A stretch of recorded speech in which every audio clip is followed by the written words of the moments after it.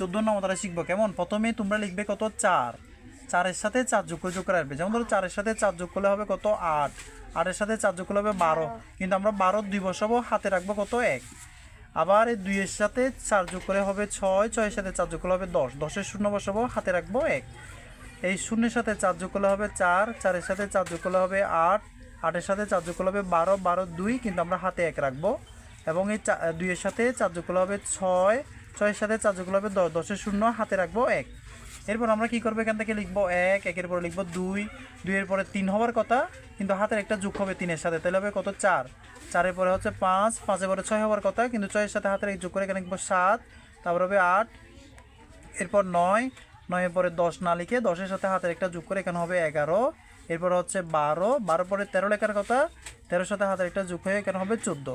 তো আমরা দেখো খুব সহজে কি করলাম, 14 নম্বর দ্বারা শিখে ফেললাম।